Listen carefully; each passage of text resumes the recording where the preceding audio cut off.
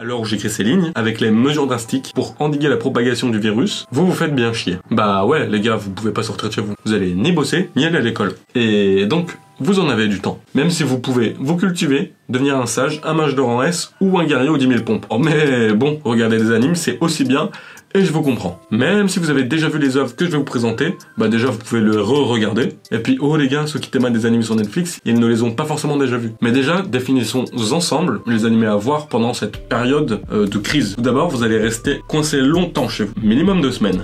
Donc du temps, comme je l'ai déjà dit, vous en avez. Donc il ne faut pas un animé trop court pour commencer. Il faut être stratégique. Donc on va privilégier les animés de plus 24 épisodes. Je pense que ça paraît un bon deal là. Mais au cas où que toute cette histoire finit mal ou que vous avez pas assez de moula pour vous payer votre abonnement Netflix, on va privilégier les animés de moins 75 épisodes.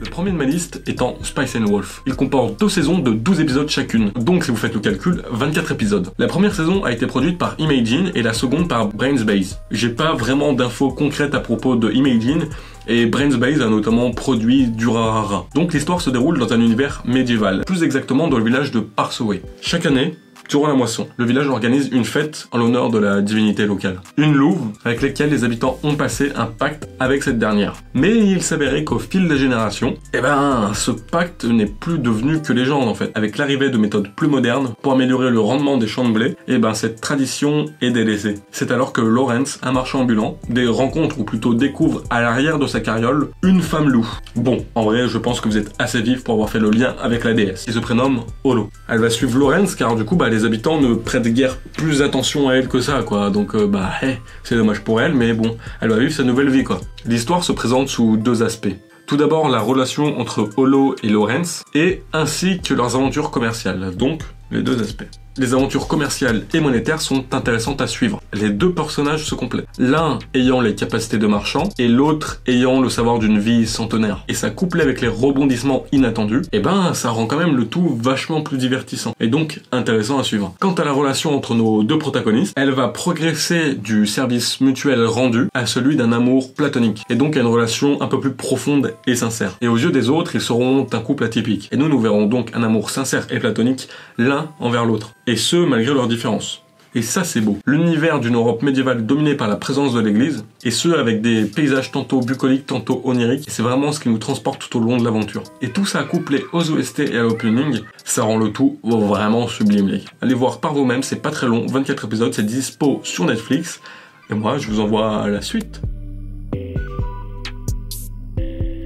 Sangatsu no Lion, les amis, ça fait quand même la 2e fois que je vous en parle. Mais les gars, je dois revenir à la charge. Parce que, selon moi, je trouve que ça n'a pas fait assez de bruit. Pas de pogo, rien pour chef-d'œuvre, mais des bastons pour du PQ. Ah, je suis déçu les amis quand même, hein. Vous pouvez faire mieux que ça, je le sais. Bon, allez, trêve de plaisanterie. Marching come like a lion, marching come like a lion, de son nom dans la langue de The Rock, cœur sur ton biceps, comporte à ce jour 2 saisons chacune de 22 épisodes. Et toutes les 2 ayant été réalisées par le studio Shaft. Au Japon, ça a été diffusé par NHK, donc la grosse chaîne japonaise si vous n'êtes pas au courant. Et en France, c'est licencié par Wakanim et Netflix. Bien évidemment, puisque je vous le présente dans Stop. On va donc suivre l'histoire de Kiriyama Rei. Franchement, les gars, il est tellement tourmenté après la mort de ses parents et de sa petite sœur. Après cet événement, il va se replier sur lui-même et il va commencer à se mettre au shogi. Parce que c'est la dernière chose qui le relie, lui et son père, en fait. Et paradoxalement, pour lui, c'est aussi la source actuelle de tous ses malheurs. Et ça, c'est parce qu'il est bien trop fort. Il est adulé par son père adoptif, qui est lui aussi un joueur de shogi. Il est haï par son frère et sa sœur adoptive, et il est mis à l'écart par sa mère adoptive. Tout ça parce qu'il est trop fort et que ça met une ambiance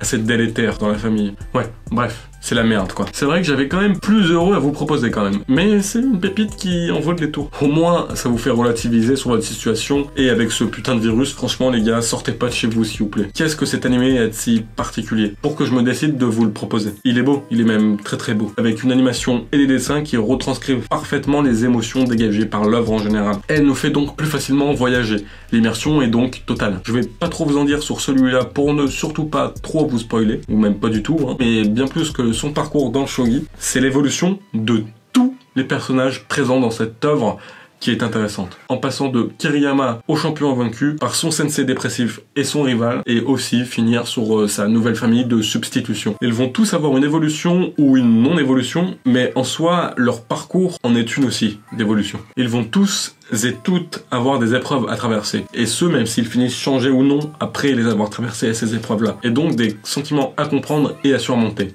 Ils vont comprendre des choses. Bref, ils sont humains et on n'en ressort pas indemne non plus.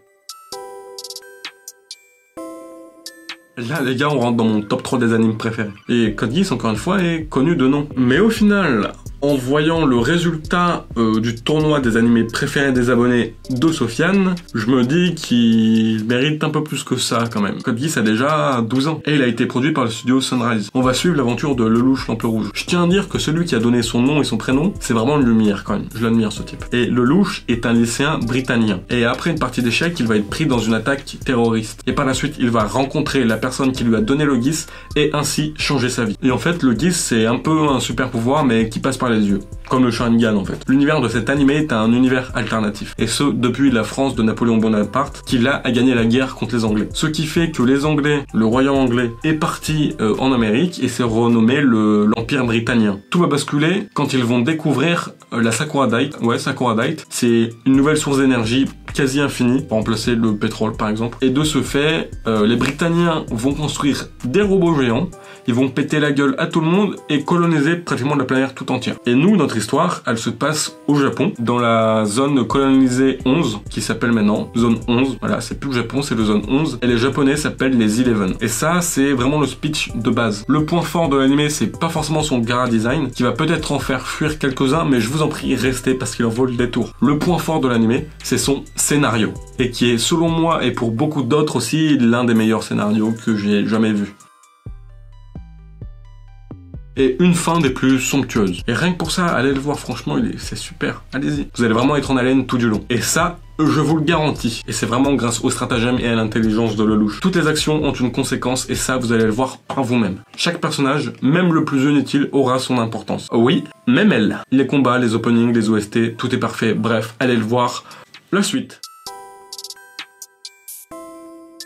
Carole & Tuesday est un animé qui a été réalisé par le studio Bones, que maintenant on ne présente plus, mais je vais le faire quand même. Il a été créé en octobre 98, et il a produit notamment My Hero Academia, Mob Psycho 100, Noragami, Soul Eater, et aussi Fullmetal Alchemist Brotherhood. Carole & Tuesday est licencié en France et au Japon par Netflix, donc il n'est disponible que sur Netflix. L'histoire se passe environ 50 ans après que l'humanité a commencé sa migration en direction de Mars. Il s'agit d'une époque où la plupart de la culture est produite par l'intelligence artificielle et les humains se contentent d'être des consommateurs passifs. Parmi ces personnes, il existe deux jeunes femmes, très différentes du reste de la population. Carole, une musicienne travaillant à mi-temps dans la métropole d'Alba, et Tuesday, fille d'une famille riche venant de la province de Herschel, qui rêve de devenir musicienne. Cependant, la famille de Tuesday ne comprend pas son rêve et elle se sent très seule. Un jour, ces deux adolescentes se rencontrent et décident de changer le monde de la musique. Elles ne vont pouvoir créer qu'une petite vague dans cette société, mais cette vague pourrait se transformer en quelque chose de bien plus grand encore. Pourquoi j'aime cet animé? Pour sa fraîcheur et qui me fasse penser un petit peu à Shigetsu ou à Kim no Uso, Your Lie in April en anglais, par le thème abordé, musique, tranche de vie, drame, un petit peu dans celui-là. On va donc suivre la péripétie de ces deux jeunes filles en rêve de musique, de fame et de bonheur. On va y découvrir tout au long de cette œuvre des personnages attachants et surtout intéressants. On peut aussi y voir une analogie de l'industrie de la musique actuelle, je dis bien actuelle, au Japon et partout ailleurs, rempli d'artistes artificiellement produits, etc., etc. Crois en tes rêves, vas-y fonce mon petit. Y a pas plus simple, mais y a pas mieux, franchement. Et puis il y a de la musique, de la politique, de la discrimination. Bref, tout est bon et intelligent selon moi, donc vous prenez pas trop de risques. Et si ça vous plaît pas, bah soit vous continuez, vous vous forcez, quelques jours bien au chaud, tranquillement vous divertir avant que le débit soit réduit pour Netflix. Et malheureusement, je peux pas vraiment vous en dire plus sans vous spoiler. Allez voir par vous-même et ça vous permettra tout simplement de savoir si vous y êtes sensible à ce genre d'animé. Il est donc disponible sur Netflix en deux parties avec tous les deux 12 épisodes chacune. Et le dernier animé de ce top, mais pas des moindres, c'est Arslan Senki.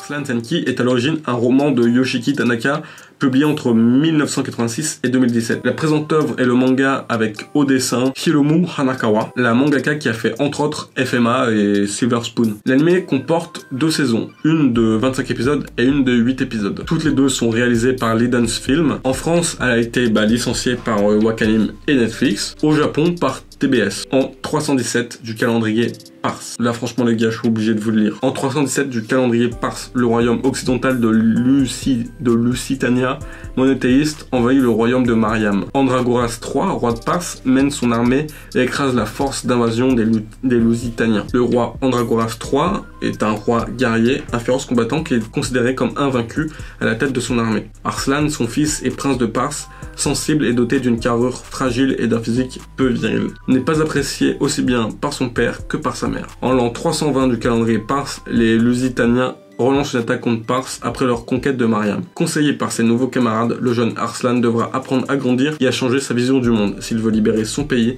de l'envahisseur lusitanien et de l'usurpateur au masque d'argent. C'est vraiment une épopée guerrière. Moi, comme on les aime, quoi. C'est ce pourquoi vous avez regardé 300, ce pourquoi vous avez regardé Game of Thrones et ce pourquoi vous avez regardé Viking. Mais il y a moins de cul, quoi. Donc là, bon, vous l'avez compris, on a un contexte de guerre entre les Perses et les chrétiens. Voilà, c'est pas le même nom, mais c'est ce de quoi ça s'inspire. Le but de cet animé est ni plus ni moins de suivre une épopée, une campagne militaire et une histoire guerrière. Il y a des femmes fortes, des hommes forts et tous sont courageux. On va prendre plaisir à découvrir le chemin que va entreprendre Arslan et les décisions qu'il va prendre. Et on va en apprendre plus sur les complots militaires et politiques qui se trament en fait derrière cette histoire. Et par l'aspect graphique de cet animé, on ressent toute l'inspiration perse qui en découle. Couplé à des musiques orientales et des chorégraphies de combat assez stylées, on obtient un magnifique cocktail. Et donc tout est là pour vous plaire. Sincèrement. Et je vous conseille vraiment d'aller voir cet animé. Et même plus globalement les 5 que je vous ai présentés dans cette vidéo. De toute façon, vous en avez le temps. Et sur ce, je vous dis à la prochaine. Prenez soin de vous. Abonnez-vous. Mettez un pouce bleu. Ça me ferait grand plaisir. Je vous dis à la prochaine.